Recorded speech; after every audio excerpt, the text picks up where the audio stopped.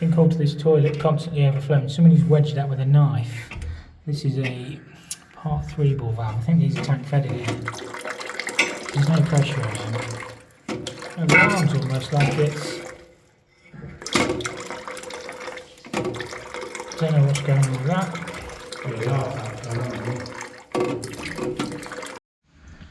So these are on tank fed and they've used the standard orifice in there. I'm wondering if I rob that one off they've used on the back and put the red one in because there's a bigger hole, make it fill faster. So that's probably what I'm going to do, and I'll probably put a new ball valve washer in there as well because that's slightly expanded and that should make it fill up a bit quicker. It's not actually overflowing, but it just takes 3 days to fill up.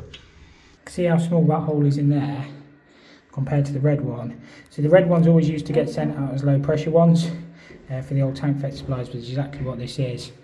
I'm just going to have to rob part 2 ball valve washer out of there because I haven't got any spare in the van, but it's the same washers in them. Here's these.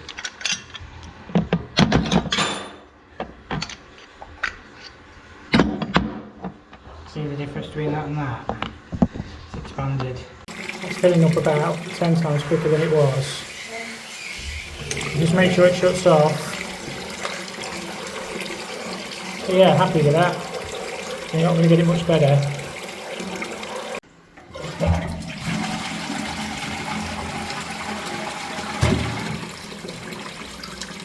If anything, the water level's a bit high.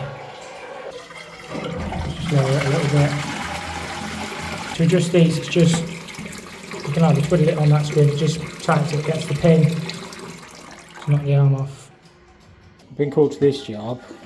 The urinals aren't going down, but neither are the sinks. I think this urinal pipe work, I mean it's not done very well anyway, is it this? The T-sweeping the wrong way. We just flushed them. Well, we've cleaned the traps out, just see if it was that, but they're all just coming over the top. So the pipe probably runs underneath and it probably tees into that 1.25 inches because they're not going down either. You should keep your urinal pipe work separate. This should have really been 2 inches as well, the bigger the better. We'll have a look, see if we can get underneath and see what we can do with it. But yeah, urinals are absolutely ringing. It's teed into the washhand basins there and runs across. That pipe goes uphill about 2.5 inches at the end. That all needs replacing, but why they ran it all the way across there and then to come all the way back, I don't know. But all this goes uphill here.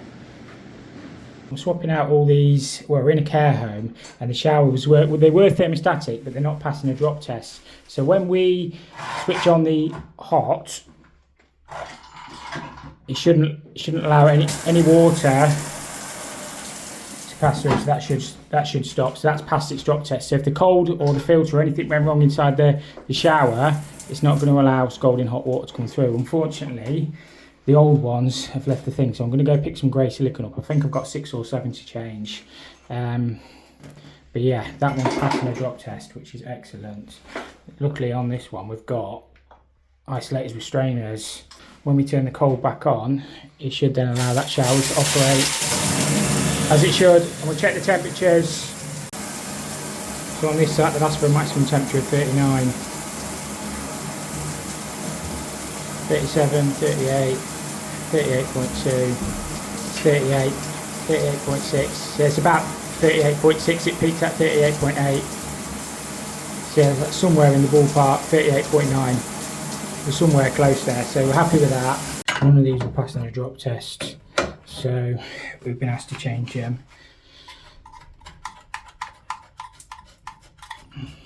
It's an easy enough job.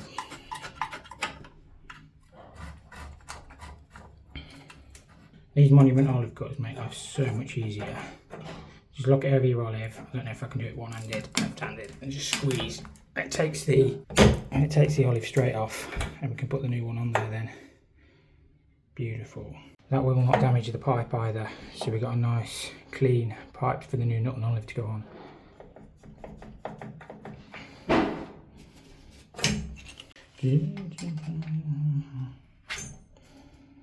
What I've been doing on the CT1 multi-solve, give that a really good clean up, and I'm just going to nip to the merchants when we've got them all done. We'll get some grey silicone in there.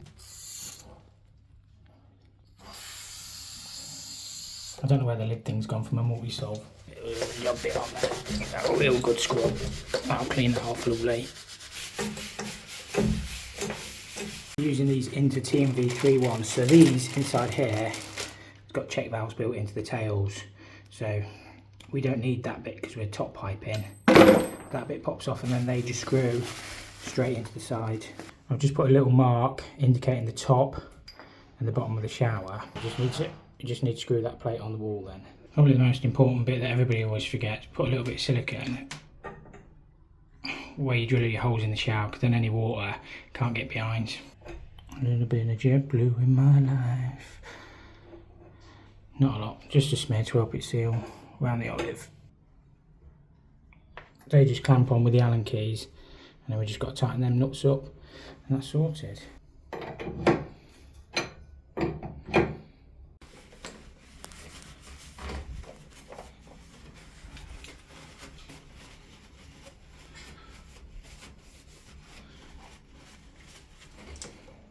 Make sure the washer's in there, and then just tighten them back on.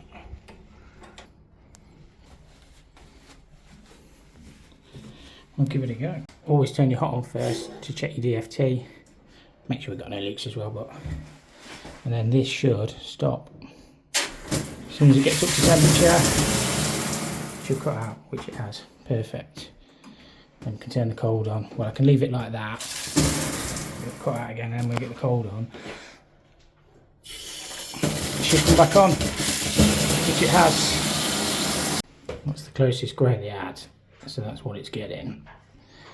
There's not much I can do. They were the showers that were spec'd, so that's what they've got. Right, this is a no heat cool. This is as I've walked in. First thing I notice there's no power, so we'll switch it on, shall we? See what happens.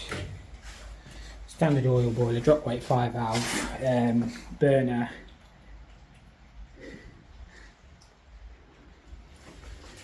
What's going to happen? Wednesday the 27th of November. These are our pumps. Heating boiler on, service override, pumps come on. Is that an easy one sorted? Orders come on. There we go. As easy as that. That's your drop weight 5 amps, that's a thermal link, so if that were to get too hot, comes along, down, and then it shuts the oil off, so it basically drops that wire and that turns the oil off, so in theory it would put the fire out. It's the old fashioned way of doing it nowadays. You do it with the solenoid interlocked into the fire alarm system. But I think everything's okay. I can do some safety checks on the boiler. What's the flue looking like? Goes up there, looks at chimney.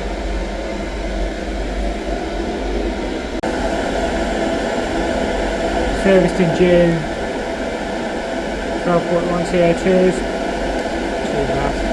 That's your emergency stop drop weight 5 amps, so if you hit that button, it will drop the link and it shut the fuel off. So it's like an early emergency stop that. See how it's linked through. Quite interesting, I think, stuff like that.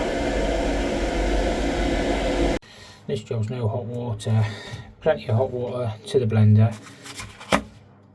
And it is literally tepid coming out, so it's going to be the blender fault. I don't know if it's worth trying to adjust it. I think I might just swap it out. I can try adjusting it, but I don't think it'll make any difference. Wind it up a bit. That should increase the temperature, but it's probably faulty.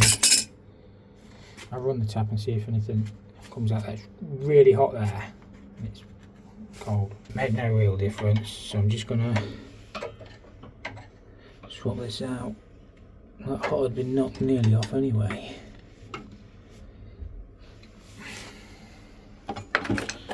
That's the one I've got in the van, so hopefully it fits. Might just need that mixed outlet holder in.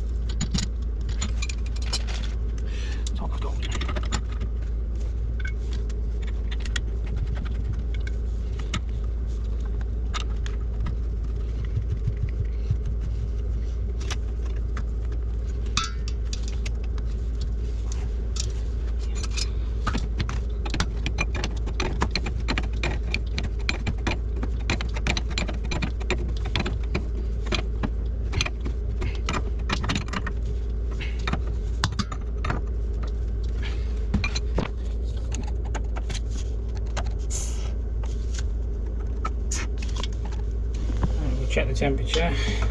These should be between 39 and 41 on the outlet. And yeah, if that's all okay, we'll do the DFT check on it and then we'll be out of it. Just changing this tap on here, and we've got to put a new pressure relief on and a new filter. The customer's provided all the stuff. I've just turned the cold off and lifted the unit out. That one there is the hot isolator, so we'll switch that one off and we'll get it sorted.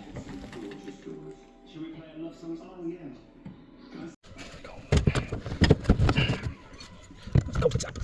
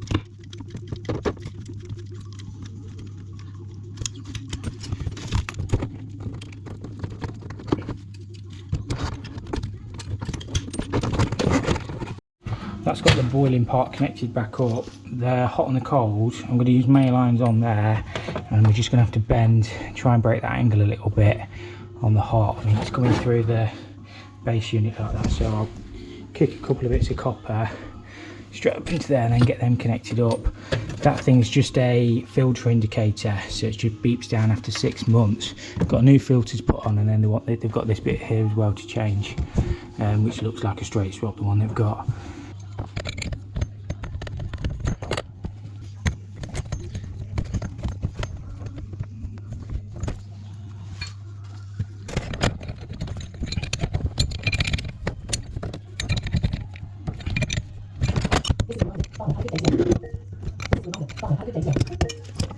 That's got the hot connected in. It's a little bit tight for space under here. I'm just going to bend the cold around, connect the cold in there somewhere.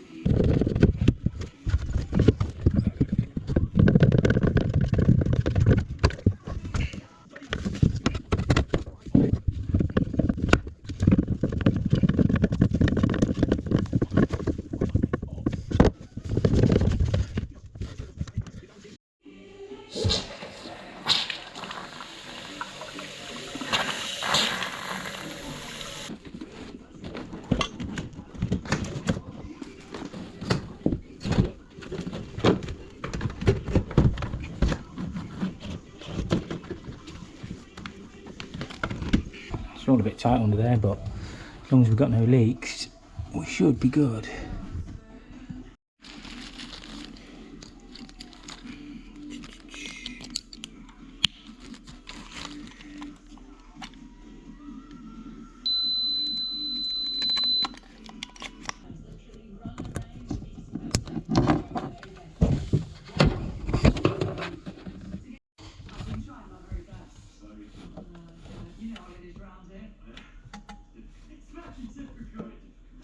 that is going to conclude this week's episode. Sorry I didn't get much footage this week. It's been one of them weeks really. It's been a bit funny.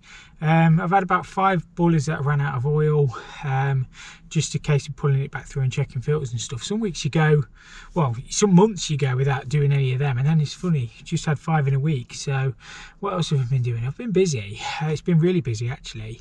I had a builder who had a right go at me over some pipes. Well, it's pipes that I haven't put in. It's because they're providing the stuff on the job, and it's all like glass shelved vanity units, so you're going to be able to see straight through them, and the customer wanted all the pipes hiding, which is absolutely fair enough. I wouldn't want to see any pipes, so I didn't put my pipes in, and they've plastered it all now. He had a right go at me over that. He was swearing and effing and jeffing at me down the phone. I just don't need it. So yeah, I'll sort it anyway. That's not really an issue. And I don't really get what his problem is, because it's all being like panelled, like, you know, that tongue and groove boarding. So we can plaster it. I'll just cut a hole and I'll patch it back up. It's not an issue. Nothing in life is ever a problem. It's only if you make it into a problem.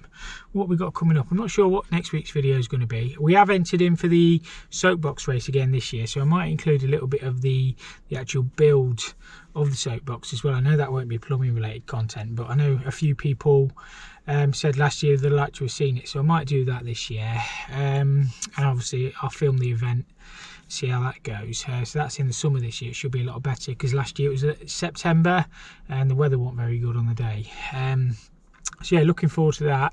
And as I say, I'll see what video I can get out for Monday. So I won't waffle on any longer. Thank you so much for watching. We'll catch you all Monday, hopefully, if I can get a video. If not, I'll get one out for next Friday. Thank you for watching. A little bit of JetBlue in my life.